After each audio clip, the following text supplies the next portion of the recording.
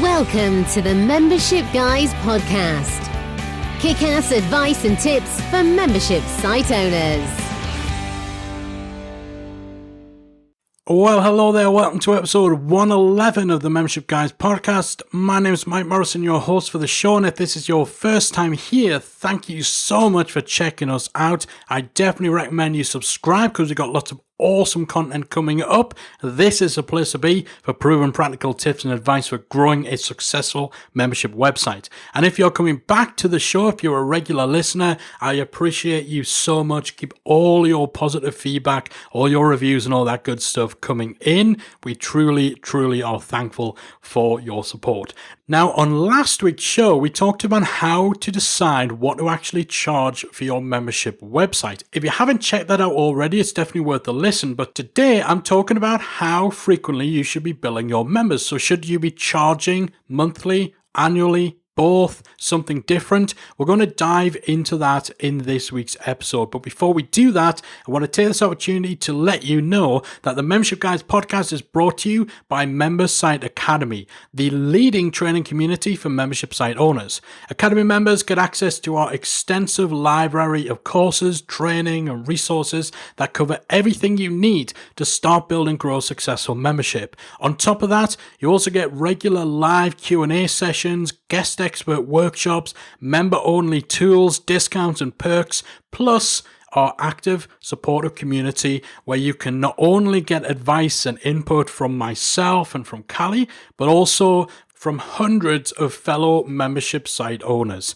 So if you are serious about growing a successful membership website, the membersiteacademy.com is the place to be. It's a no-brainer. Head on over to membersiteacademy.com to check it out and to join today. All right, so today we're talking all about whether you should charge monthly or annually for your membership website. So first of all, I want to talk about some of the pros and the cons of monthly versus annual. The obvious benefit of having a monthly pricing option is that typically your monthly payments are going to be a lot more affordable than asking someone to cough up one big lump sum to pay for 12 months of access. This also means not only is it a little bit kinder on the budget, but it's also less risk. When people are deciding to join your membership, there's all sorts of factors, all sorts of questions, all sorts of concerns and worries going through their head. Is this going to live up to expectation? Is what's been promised on the sales page going to actually be reflected on what's in there in the membership? Am I going to regret my decision to join? When someone is joining on a monthly subscription, there is far less risk because the worst case scenario, you've only paid for a month. Even if there's not a money back guarantee, or maybe there is one, but they don't follow through or whatever, the worst case scenario, you've lost 1 month of payment, which is probably going to be $30, $40, $50 versus the risk that comes from potentially spending $500, $600, $700, $800 for a year's subscription and then finding out that it's not the right decision for you. So that reduction of risk can play a big factor in getting more people to join your membership site. And even though it is a more frequent payment and it'll cost them more over time, it's a lot easier for people to fit into their budget. And this is going to be particularly important if your market is a one where they've got loads of different subscriptions that they're paying for, lots of tools and services and so on. Or if your market is one that's a little more budget conscious, perhaps they don't have quite as much disposable income. There's also, with your monthly billing, potentially less issues when it comes to the repeat billing versus a larger sum that only gets charged once per year. So if you're billing someone $500 a year, then while their first payment might be successful, 12 months is a long time. It's a big gap between that first billing and that second billing and then the third. There's so much that can happen. Their card might expire. They may change banks. Maybe they previously had an overdraft and they no longer have an overdraft. Maybe they've forgotten about the fact that their repeat billing is going to come up. And so all these sorts of things and more can cause major problems if you've got a recurring annual subscription. Whereas with monthly, there's far less issues because people will not forget about the fact that they're paying necessarily. Because it's a smaller amount, then there's less chance that there'll be problems. If someone perhaps wasn't expecting to be rebilled or they forgot their payment day, $50 coming out their account isn't going to cause them anywhere near as many problems as an unexpected lump sum of $500 or $600 coming out their account could do. That sort of thing, if someone's not expecting it, could send people in their overdraft, could completely wipe out the money they've got in their account. More chance somebody's got enough sitting in their account to cover a $30, $40, $50 monthly payment than they have a $600, $700, $800 annual payment. So that's definitely something to keep in mind. Now, from your point of view, for your business, having a higher quantity, so more people paying you smaller amounts, it gives you more stability. Because if you've got 300, 400, 500 people paying you $40 a month, if one person cancels, then the impact on you from that cancellation is way less than if you've got a smaller amount of people who are paying you once per year a big lump sum. If one person per month cancels, then that actually can represent quite a significant amount of your income. And one of the main reasons people set up membership sites is for the stability and the predictability that comes from having that sort of recurring revenue that grows bit by bit over time. That stability goes out of the window to a degree if you're relying solely on annual billing, because there's so many different issues that can come up, but also because of the impact financially that cancellations can have. Another thing that we often find when people are paying monthly is there's a little bit more of an impetus to actually log in and use the site since they're paying more frequently. So someone's paying on an ongoing basis, they're going to want to get in there and actually use it, otherwise they're wasting their money. Now, that can be a good or a bad thing. Whereas if somebody signed up for a year, there's no real urgency. Someone will sign up for a year today and they'll think, well, I don't need to log in this week or even this month because I've still got 12 months to actually get in there and use what I'm paying for. Whereas when someone's paying monthly, they want to be using it month to month. Now that, of course, can be a good and a bad thing. Because if someone's paying monthly and they go 2 or 3 months without using their membership, they're far more likely to cancel than someone who's paid up for a full year. Because, again, what we're talking about in terms of that urgency to be using what you're paying for. So those are some of the things to consider when it comes to monthly pricing. There's definitely big benefits to it, and it is probably one of the most common pricing strategies and structures for membership websites. It's what people typically expect with a membership. Now, in terms of billing annually, what you will find is that this can improve the quality of your member base because you'll generally have fewer people signing up, but because it's a higher buy-in, people then have a little bit more invested, a little more skin in the game. They've given a bit more thought to their buying decision. And so usually that all adds up to a slightly higher caliber of member inside your community because it's a more considered purchase decision. And because of the amount of investment that an annual membership typically involves, people show up ready to actually make use of your membership and engage in a positive manner. You'll also find with annual billing that you have more room financially for promotions, discounts, and offers. Since it's a higher ticket item, you've got a greater profit margin to play with. And this also means that if you're doing any form of paid advertising, there's room for a higher member acquisition cost. So you can spend a bit more on advertising. And with things like affiliate schemes, if you've got affiliates promoting your membership, 20% commission in one shot on an annual purchase, that's several hundreds of dollars, is going to be much more appealing than offering 20% of a smaller monthly payment on a recurring basis. Now, again, even with that considered, somebody could potentially make more as an affiliate if the member they refer sticks around long term. From an affiliate's point of view, that side of things, somebody actually being retained and continuing to pay month after month, that's out of their control. So they're relying on you to deliver the goods that are actually going to get people to stick around, which will mean that ongoing commission for them. So again, looking at it from an affiliate's point of view, would they rather have $100 today or $100 spread out over 12 months, assuming that you do enough to keep members sticking around long enough for them to earn that? Most affiliates are going to go for the first option. So it definitely gives you something that's much more appealing for affiliates if that's going to be a big part of your marketing. Now, if you know that members of your site will need to commit to a longer period, or they'll need to be a member for more than just a month or two in order to get results. So if you have a fixed process they need to go or a specific program, then again, there's more chance of that happening with annual. If you're offering any form of coaching for your members, you're probably going to get better results with annual than with monthly, because, when you're on monthly, if someone cancelled after month one, you're just getting started with those guys. You're not going to be able to deliver a result necessarily in month one compared to your ability to deliver a result over a longer period of time. So again, more chance of getting the right sort of people with the right sort of mindset for that type of offering if they've joined on an annual subscription. And of course, with annual, you still have the option of giving people the choice of joining monthly as a potential downsell. So, if you're employing any form of checkout abandonment, so if you've got automated follow-ups for someone who maybe has started the process of registering, but then for whatever reason hasn't followed through and hasn't gone on to become a member, you can always do an automated follow-up with them to offer them the monthly option, just in case they were put off by the fact that you only had the yearly subscription available. So you can still play about with that.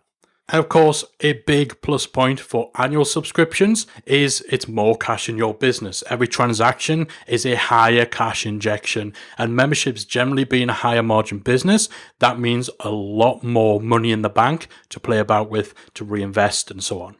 So definite pros and cons on either side. Monthly, usually a bit more stable, it's a slower burn, you're not getting huge cash injections, it's more affordable and all that sort of stuff. Annual, generally better where you need that longer commitment period to actually get results. It means your transactions are higher value, even though there is that higher chance of having issues on the rebill and so on. So definitely clear pros and cons on either side. So which do you choose? Well, and the great thing is, you don't have to choose one or the other. If, in considering the pros and cons, there's a clear winner for you in terms of what you're offering, in terms of your market and your general audience profile, then that's fantastic. But if you don't feel like there's just one choice that would fit, that probably means that either would be good for you. And so you can, of course, offer both. Unless you have a very compelling reason for going monthly only or annual only, then we do typically recommend having both options available.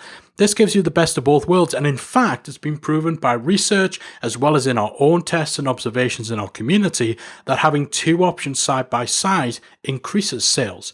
So not only do you get the benefits of both monthly and annual, but you get that little extra bump that comes from putting two options side by side on a sales page. Now, if you were offering both, typically the way that you'll do it is you'll discount the annual so that it works out cheaper than if someone were to pay 12 monthly installments. So rather than $50 a month and then $600 a year, you do $50 a month or $500 a year. Essentially, you're giving them 2 months free as a reward for the longer commitment. That's a general rule of thumb when you're offering these two options side by side. Your annual will generally be 10 times the monthly payment. Then you get to highlight that discount as an incentive for people to take that annual option. So this, again, gives you the best of both worlds, and they complement each other very well in terms of appealing to different people and appealing to sales triggers in different sorts of mindsets. So for people who are more price sensitive, seeing the small figure of $50 a month next to the larger figure of $500 a year makes the $50 seem like much better value than if that were the only option on the page. Contrasting that, someone who is more attracted to a good deal, who isn't necessarily restrained by their budget or price sensitive, but they like a good deal and they're willing to commit, they'll be drawn into the fact that they're getting that nice discount by going annual.